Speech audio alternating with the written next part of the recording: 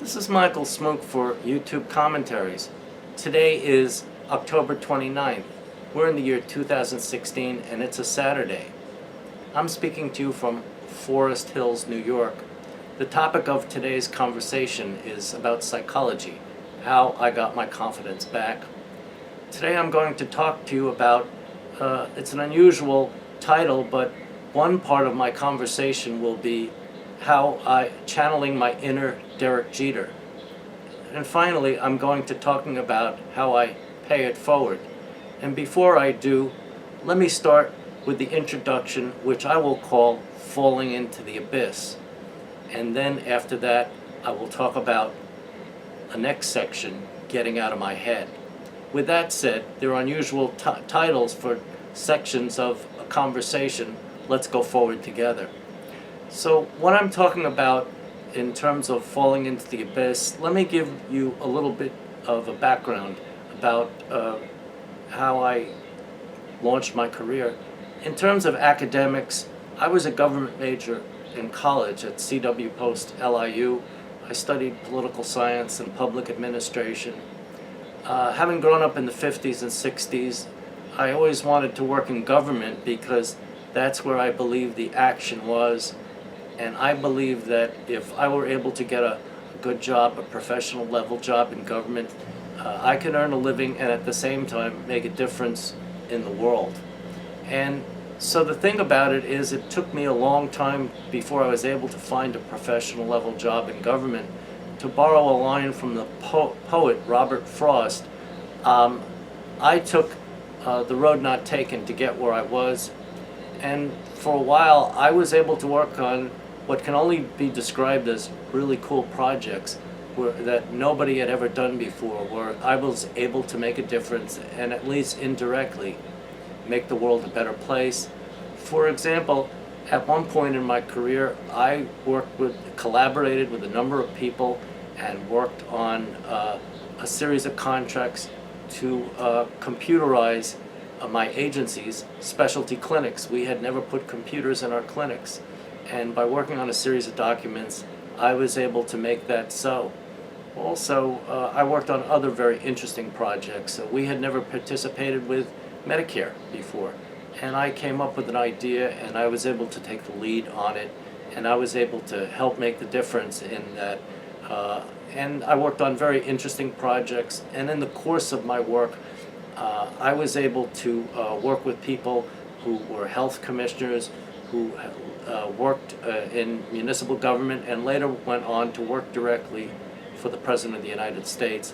So that was really very exciting for me, and it was I had a great career. I never looked at the clock.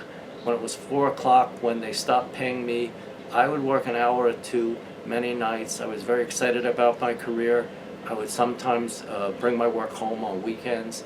And I was just very excited. I was very energized, and I liked to dress up in nice suits, and I was very excited about what I was doing.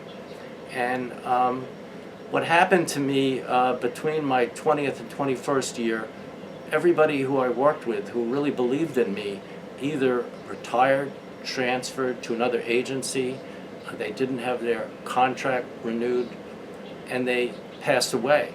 So what happened was I was transferred to another unit, and for some reason I just lost all confidence.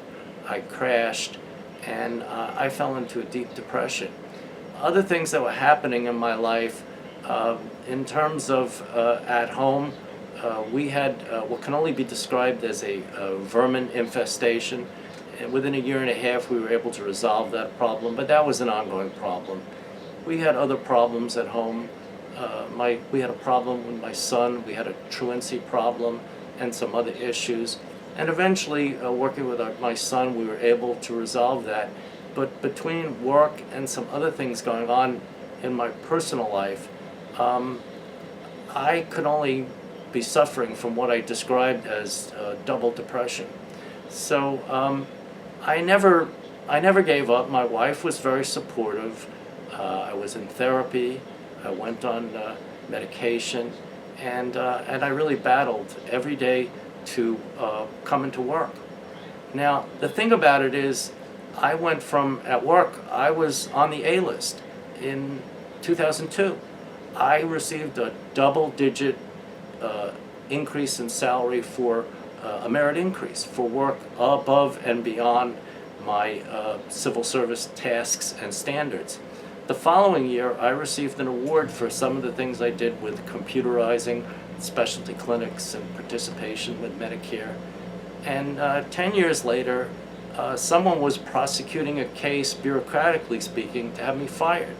They were trying to have me demoted in rank, my pay cut, and that would be on the road to having me terminated. So how do I go from 2002 to being one of the top employees in a 6,000 man and woman agency to 2012 being considered incompetent? It doesn't add up. Did I suddenly in 10 years get really dumb? No, I really think it has to do with, it's a situation where you could say it all depends. It's a question of confidence, it's a question of who you're working for, it's a question of proper training. It's a lot of things, but I would say that within 2 years after all that happened, looking back in 2014, I'm certainly able to laugh about it and realize at the time it was very serious, but in some ways it was all pretty silly. In terms of going from falling into an abyss, the next section we're going to talk about is getting out of my head. We have an expression around my home when you're turning things over and over and over again, and you're burning up a lot of mental energy, and you're making yourself worse, and you're making yourself sick. The thing is, you need to change your focus. Watch a movie, go out for a drink, or focus in on something else. So while I was going through this, I was going through a depression. It lasted not 1 month, 2 months, it lasted 28 months. I wasn't eating well, I wasn't sleeping well, I wasn't laughing, I wasn't having fun. All the joy out of my life was sucked out. And my wife and I had a lot of conversations, and what I realized was she was right, and I decided to focus in on something, since a lot of my success had to do with Medicaid and Medicare work. I went back to school. I went to Queens College. Instead of going for another graduate degree, for the time being, I decided to just take some continuing ed courses, a certificate program, and I took courses in areas that were really completely new to me, even though it related to healthcare administration. I took courses in anatomy, physiology, pathology, and I really had to stretch my mind and grind away and study. And really what it did was, I completed the program over 2.5 years, but really what it did for me was it sharpened my mind. It helped me regain confidence in myself. What was happening at work was very challenging, and it took my mind off of that and focused in on academics, and it helped rebuild my confidence. And over time I regained my appetite and my sense of humor. So what happened to me on September 24th, 2012, something unexpected happened. I came into work that day, I'm buying a cup of coffee and a buttered roll, and I expected to be demoted, cut in salary between 16 and 17%, and what I expected was to be shipped out somewhere, and my career was headed on a downward spiral and an ignominious end. Somebody approached me and said, everything's put on hold. The new assistant commissioner who I was reporting to approached the number 2 person in human resources at my agency, and my demotion was put on hold. So I have to attribute that to being a minor miracle. I had nobody to stand up for me, and somebody out of the blue came up to me and stood behind me. And to me, that was a minor miracle. In terms of other things that helped my confidence, where I realized I had my confidence back, within 2 years I started interviewing for other jobs Let me talk about one in particular. I had an interview downtown near City Hall, and going into that interview, I read everything I could about this particular division and bureau within my agency, and I knew everything about it, the big picture, the little picture, and at one point I'm in the interview and one of the senior managers says to me, well, what if you're in a meeting and you're dealing with angry lawyers and angry constituents and you don't know all the facts and figuratively you're on the back of your heels and it's very stressful. How are you going to deal with all that stress? And I said, well, it's very simple. I have a very special communication skill that I will employ that will help that meeting be productive and help me to move forward so I could be of value to the agency, the division, and the bureau. And the senior manager, who thought he had me stumped, said, what do you mean? What are you talking about? I said, my special communication skill is called active listening. And then he says to me, stammering almost, well, what do you mean? And I said, active listening, and I spelled out A, B, C, D, and E. And then he says, could you teach that? And I said, if you hire me, I'll tell you my secrets. And then I've been interviewing for nearly 40 years, and I behaved in a manner I've never behaved before. At the end of the meeting, it's almost like I was taking over the interview and interviewing him. And I said to him at the end of the meeting, while a voice is telling me, see, will you just chill out and relax and let him guide you through the interview? At the end of the interview, I said to the fellow interviewing me, I said, look, if we partner together and I have A, B, and C in place, you will be very glad that you hired me, and I will be of great value in this position. And then I lean forward, I'm 18 inches away from this man, and I look at him in the eye, and I said something I've never said before in 100 interviews. I said, are you with me? And he gave me this nervous nod and said, yeah. And so that was a remarkable interview. I had never behaved like that before. I didn't want to be over the top, or the word is bombastic, but I walked at that interview with an adrenaline rush. After that interview, I went to a park bench, and on my smartphone, I sent thank you notes to the two senior managers who interviewed me, and I thanked them for the interview. And in addition, I said to myself, you got your mojo back. And then I went on my smartphone and looked under Safari, under the Urban Dictionary, and I had to look up what the word mojo meant. And it meant magic or a charm or a power. And I felt like the old me was back, and that was terribly gratifying. And so I know we haven't gone into as much detail as we want, but this is not a therapy session. This is a YouTube talk. But the fact is, I felt I was back. It's still an ongoing process.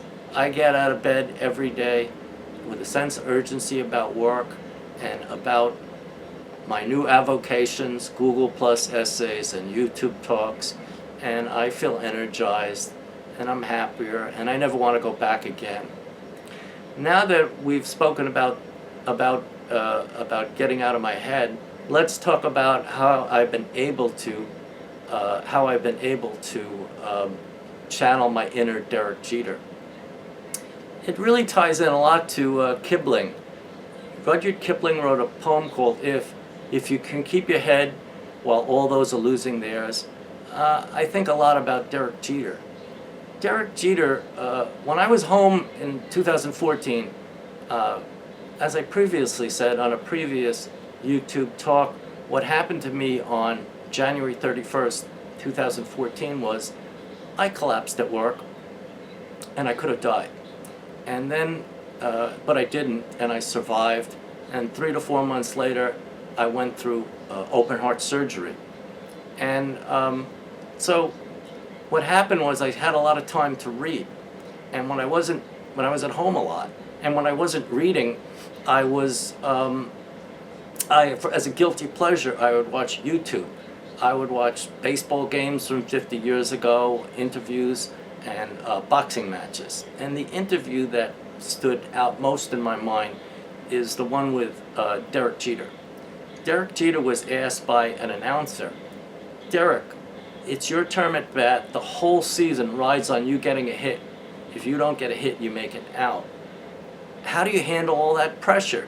Keep in mind that you're at Fenway Park, 35,000 fans are rooting against you. You're at Citi Field, 40,000 fans are rooting against you. National TV and around the world, 50 million people watching you. How do you handle all the stress?" And Derek said, "It's simple.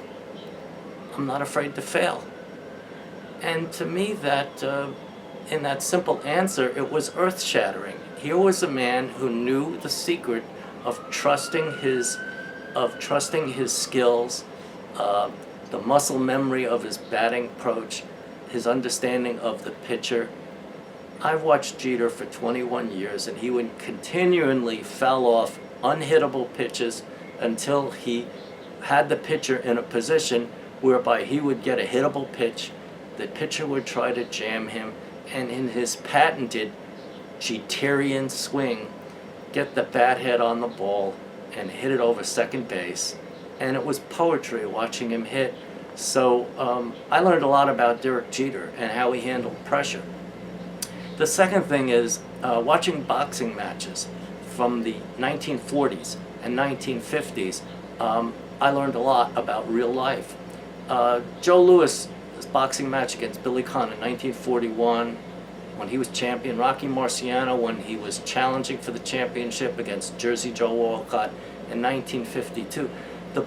The thing these two boxing matches have in common was Louis and Marciano, for the first 12 rounds, were not only getting outboxed, they were getting outpunched. It was not their night.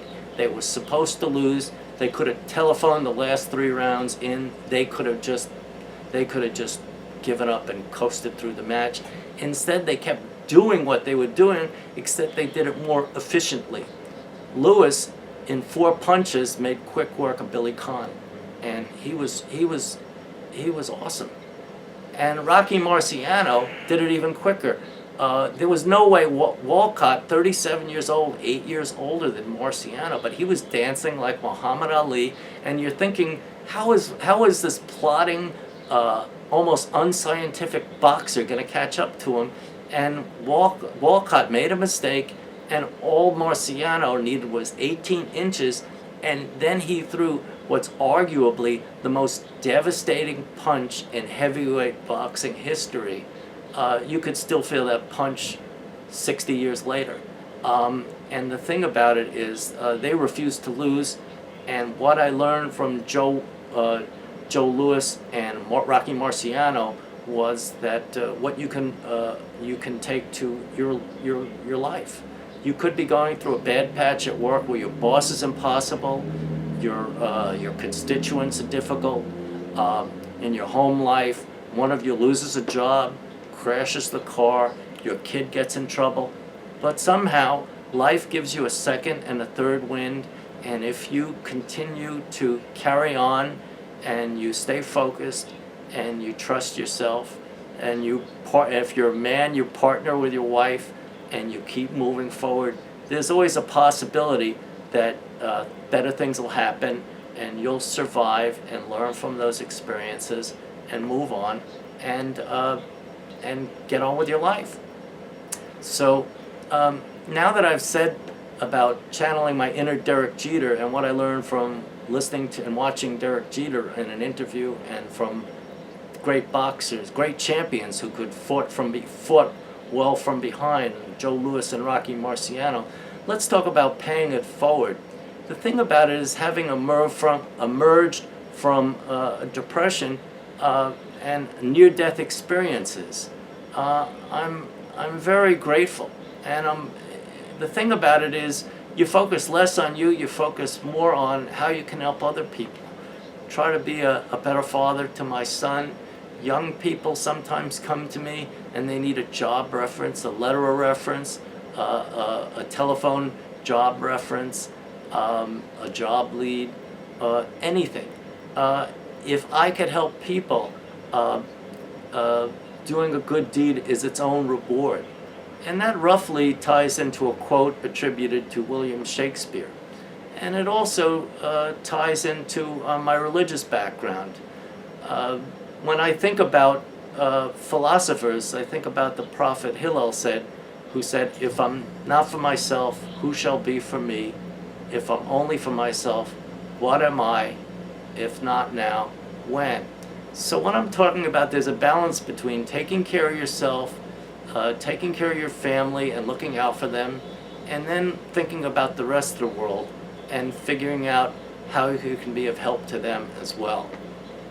So basically I've covered all the ground I really need to do today, and today we've spoken about how I was able to get my confidence back. It was a long journey over a number of years, and I never want to go back again to depression. And I'm very happy and thankful that I survived near-death experiences. So let's leave it at that. This is Michael Smook for YouTube Commentaries. Today is October 29th, 2016. It's a Saturday. I'm speaking to you from Forest Hills. Until next time, goodbye and good luck.